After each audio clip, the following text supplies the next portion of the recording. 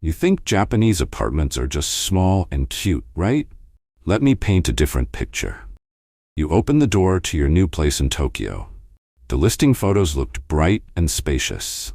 But when you step inside, you realize you can almost touch both walls if you stretch your arms. Your washing machine is on the balcony, the bathtub is the size of a suitcase, and you're suddenly scared to even cough because the walls feel like paper.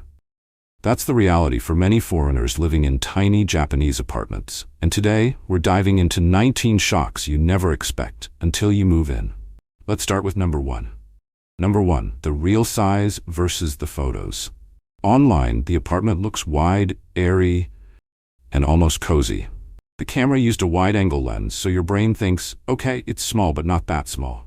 Then you arrive. You put your suitcase down, and suddenly half the floor is gone. If you place a bed, a small table, and a chair, you're basically done. Turning around with your backpack on almost feels like a 3-point turn. For many foreigners, the first shock is that the word tiny means something very different in Japan. Number 2, the micro kitchen. If you're used to a big stove, a full oven, and wide countertops, tiny Japanese kitchens are a reality check. You might get 1 or 2 gas burners, no oven at all, and maybe a little fish grill. Counter space? Sometimes it's literally just the size of a cutting board. So you start balancing chopping boards over the sink, over the stove, or even on top of the microwave. Cooking becomes a puzzle. Where can I put this pan without it falling off? It forces you to cook simpler meals and forget about baking a whole turkey in your apartment. Number 3, the all-in-one unit bath. For a lot of foreigners, the bathroom is a shock. The toilet, sink, and bathtub are all packed into one fiberglass shell. When you shower, water can splash everywhere. On the floor, on the toilet, on the walls. You quickly learn to keep things off the floor and to wipe down after every shower. The bathtub itself is often short but deep, designed for soaking, not stretching out. It's efficient, but it can feel like you're bathing in an airplane bathroom that's been upgraded just a little. Number 4, washing machines on the balcony and no real dryer. You walk out onto the balcony, and there it is, your washing machine, exposed to the seasons. Many apartments don't have space inside, so machines live outdoors. You wash your clothes, then you realize there's no dryer. Instead, you'll be hanging everything on racks, either inside your living room or on that same balcony. In winter, clothes dry slowly and feel cold. In the rainy season, you hope the humidity doesn't make everything smell damp. Owning a tumble dryer is rare, so line drying becomes part of your lifestyle. Number 5, the strict shoe rules at the Genkan. The tiny area right inside your door, usually with a little step, is called the Genkan. This is where shoes stop. No exceptions. For foreigners, this can feel intense at first. You don't step into the main floor with shoes on, even quickly. If you forget and walk in with shoes, you feel like you've committed a crime. Guests must follow the same rule. And if you own multiple pairs of shoes, you suddenly realize there's almost no space for them. The Genkan teaches you to be disciplined the second you step inside. Number 6, paper-thin walls and noise anxiety. Here's where things get really surprising. In many tiny Japanese apartments, you can hear your neighbors walking, closing doors, flushing toilets, sometimes even talking. And if you can hear them, they can hear you. So you become highly aware of every sound you make. Your music, your TV, your phone calls, even dropping something on the floor. Vacuuming late at night, you think twice. Having friends over and laughing loudly, you'll feel guilty. This creates a constant, low-level pressure to be quiet, and for many foreigners, that's a big lifestyle adjustment. Number 7, intense trash sorting in a tiny space. Trash in Japan is serious business. Burnable, non-burnable, plastics, cans, bottles, sometimes even different days for different categories. Now imagine doing all of that inside a tiny kitchen. You might have 3 or 4 separate bags squeezed into a corner, each waiting for its collection day. If you forget which day is which, trash can build up fast. There's a real art to keeping everything neat, not smelly, and not taking over your limited floor space. Number 8, low ceilings and door frames. If you're tall, this one hurts, literally. Many older or smaller apartments have door frames and ceiling fixtures that feel just a bit too low. You stand up too fast and bang your head. You walk through a doorway half distracted and bump your forehead. The kitchen fan hood might line up perfectly with your skull. After a few painful hits, you learn to move differently, almost subconsciously ducking as you walk through certain parts of your own home. Number 9. Loft beds and ladder life. To save space, some tiny Japanese apartments come with lofts. At first, it looks cool, sleeping above your living area, but then reality kicks in. Every night, you climb a narrow ladder to get to bed, carrying your phone, maybe a bottle of water. If you forget something, you climb down again. In summer, the loft area can get hot because heat rises and the cool air from the AC struggles to reach you. Rolling over too close to the edge feels risky. It's efficient, but it's not the cozy loft fantasy you see in lifestyle videos. Number 10. Tiny fridges and limited food storage. Forget the giant double-door refrigerators. In many tiny apartments, your fridge might be closer to a hotel mini-fridge with a little freezer compartment. That means you can't really stock up for 2 weeks. Buying in bulk becomes unrealistic. You buy smaller amounts, more often.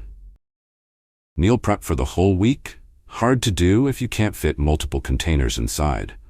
You start learning how to cook with fewer ingredients, and you visit the supermarket or convenience store much more frequently.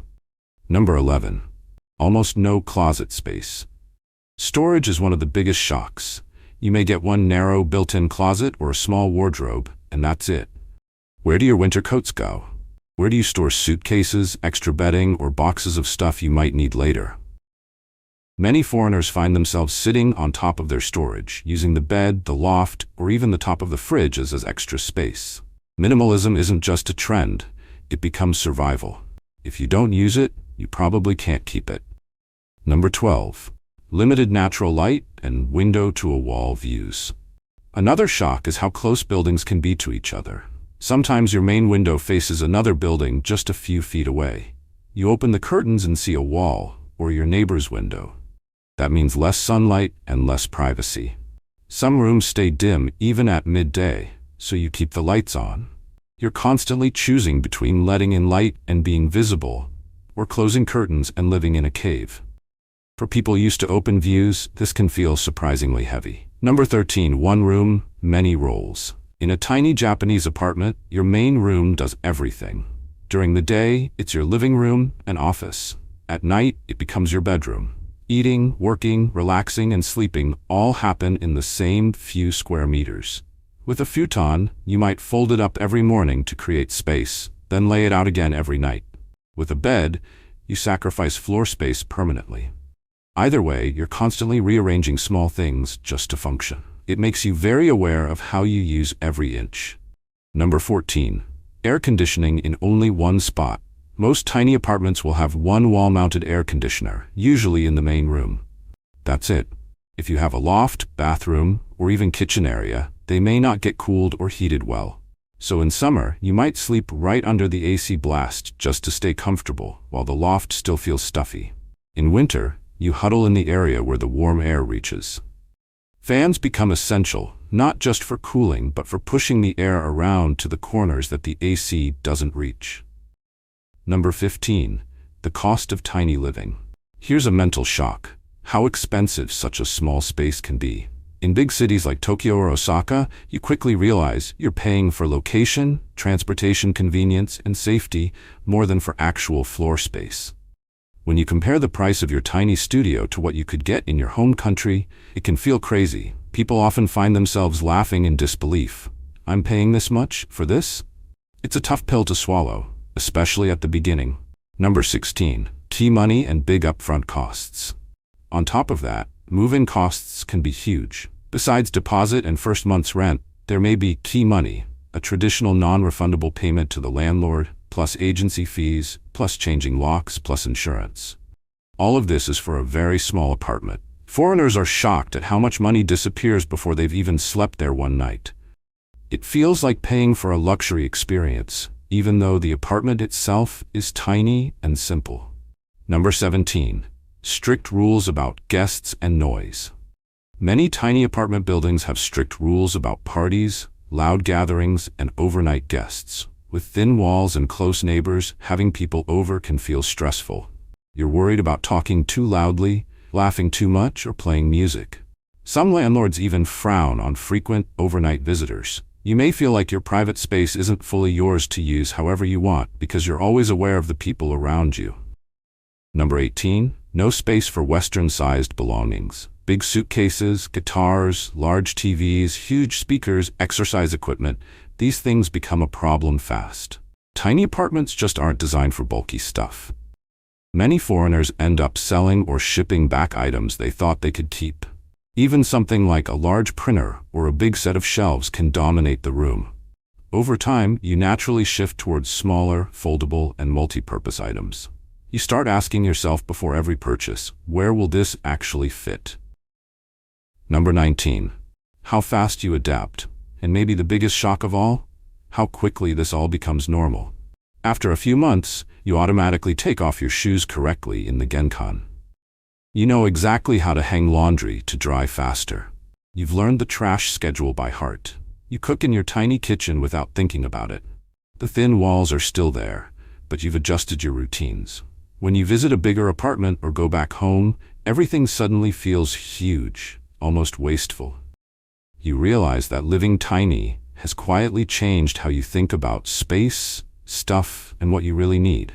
So, would you live in a tiny Japanese apartment? Which of these 19 shocks would be hardest for you to handle? Paper-thin walls, the unit bath, no dryer, or the lack of storage? Or maybe you've already lived in one and have your own surprises to share. If this gave you a clearer picture of what life is really like behind those narrow doors in Japan, tap like on this video so more people can find it. Leave a comment with your questions or your own experiences, especially if you've survived tiny apartment life in Japan. And if you want more honest, real-life stories about Japan, its culture, and how it feels to live here as a foreigner, make sure you subscribe and turn on notifications. There's a lot more to living in Japan than cherry blossoms and anime. In the next videos, we'll dive deeper into everyday habits, unspoken rules, and culture shocks that most people only discover after they move.